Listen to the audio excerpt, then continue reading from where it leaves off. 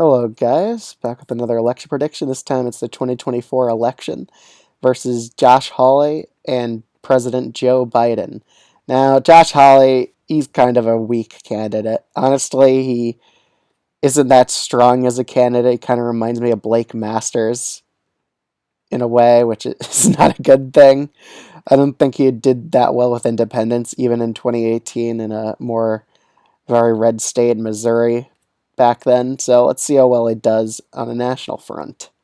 But we'll start off with the likely red states. Alaska will definitely go down to about an 8 to 9 point victory for Josh Hawley. I do see Alaska starting to become more and more Democratic slightly over time.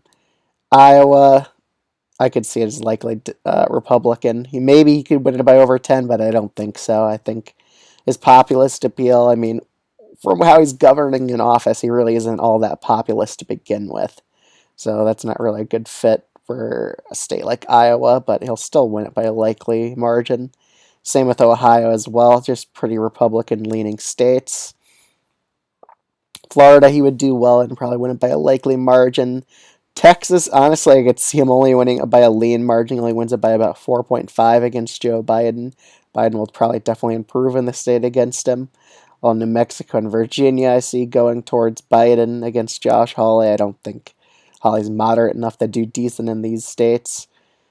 Even Nebraska's second, I see going to Biden by a likely margin, which is pretty significant.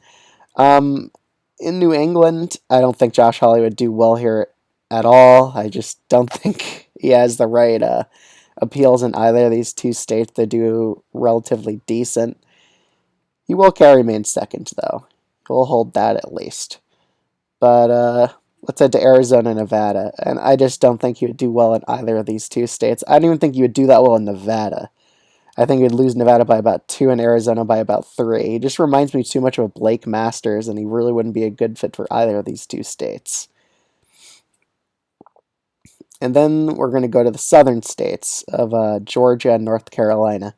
Honestly, again, he's not really a good fit for the state of Georgia, and he's really not even a good fit for the state of North Carolina. I honestly think he would lose it to Biden somehow, because I just don't think he's that appealing. He pretty much lied about being a populist to get elected in Missouri, and then he just didn't even govern as one at all. So he's pretty much governed like an establishment Republican, and I just think he'll just be super boring and unappealing to a lot of Rust Belt voters, and honestly, I think he would lose independent voters in the state of North Carolina. And Biden's margin in the Electoral College probably would grow. He would win in Minnesota. He'd probably win in Michigan by about 4.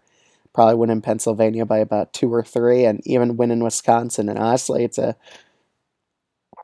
pretty big beatdown for Republicans if they decide to run Josh Hawley. He would probably lose significantly to Joe Biden, considering that Biden's approvals are improving.